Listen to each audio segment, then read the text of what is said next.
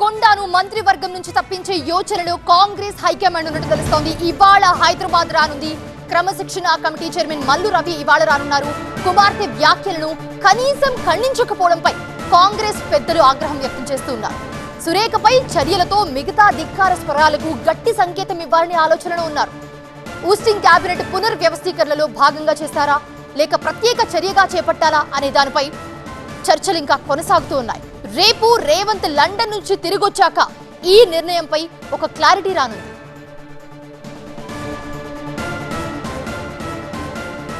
కొండాను మంత్రివర్గం నుంచి తప్పించే యోచనలో కాంగ్రెస్ హైకమాండ్ ఉన్నట్టు కనిపిస్తోంది. ఇవాళ హైదరాబాద్ రానున్నారు క్రమశిక్షణ కమిటీ చైర్మన్ మల్లు రవి.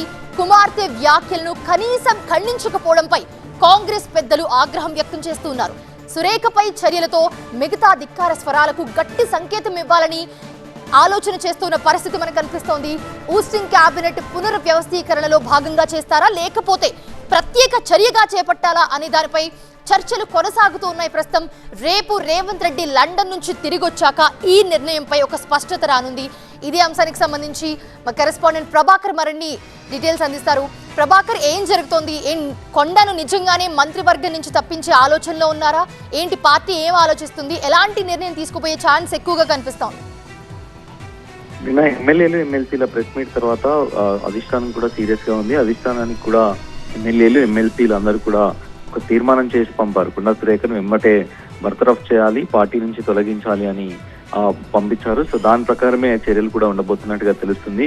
మంత్రివర్గ పునర్వ్యవస్థీకరణ చేయాలా లేకపోతే కొండా ఒక్కదానికే బర్తరఫ్ కానీ రాజీనామా కానీ చేయించాలనే అంశం పైన అధిష్టానం ఆలోచిస్తుంది. ఆ అంశం పైనే సీఎంతో పాటుగా పిసిసి చీఫ్ తో కూడా అధిష్టానం చర్చలు జరుపుతున్నట్టుగా తెలుస్తుంది.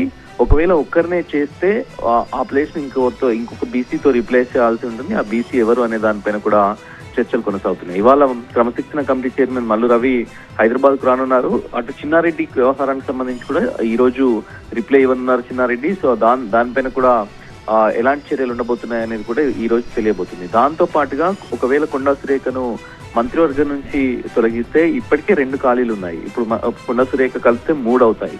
సో ఈ 3ని కలిపి మంత్రివర్గ పునర్వ్యవస్థీకరణ చేస్తారా? ఆల్రెడీ శాఖల మార్పు అనే ప్రచారం జరుగుతుంది. సో ఆ శాఖల మార్పుకు ఏమైనా ఆలోచన చేస్తున్నారా అధిష్టానం అయితే తెలియాల్సింది. సీఎం రేపు సాయంత్రానికి హైదరాబాద్ చేరుకుంటారు. హైదరాబాద్ చేరుకున్న తర్వాత నేను సీఎంతో మాట్లాడతాను అని కొండా సురేఖ, కొండా సుష్మిత ఇద్దరు కూడా చెప్పారు. సీఎం అపాయింట్మెంట్ ఇస్తారా, కలవడానికి ఇష్టపడతారా లేదా అనేది అయితే చూడాల్సి ఉంది.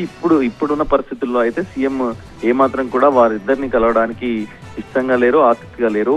సో డైరెక్ట్ గా సీఎం పైన, సీఎం కుటుంబ సభ్యులపైనే విమర్శలు చేసిన నేపథ్యంలో సీఎం కలవడానికి ఏమాత్రం కూడా ఇంట్రెస్ట్ లేదు అనేది సీఎం వర్గాలు చెప్తున్నాయి. సో సీఎం కలవకపోతే రాజీనామా చేస్తారా లేకపోతే కాంగ్రెస్ అధిష్టానం ఏమైనా చేయని అని ఊరుకుంటారా? ఆ నేపథ్యంలో వీళ్ళని బర్తరఫ్ చేయడానికి వీలుంటుంది కాబట్టి బర్తరఫ్ చేసేదాకా వెయిట్ చేస్తారా అనేది అయితే చూడాల్సింది. Right, thanks for the updates Prabhakar. చూస్తున్నాము కుమార్తె వ్యాఖ్యలను కనీసం ఖండించకపోవడంపై కాంగ్రెస్ పెద్దలైతే తీవ్ర ఆగ్రహం వ్యక్తం చేస్తున్న పరిస్థితి. మరి చూడాలి రేవంత్ రెడ్డి వచ్చిన తర్వాత ఎలాంటి నిర్ణయం తీసుకుంటారు అనేది.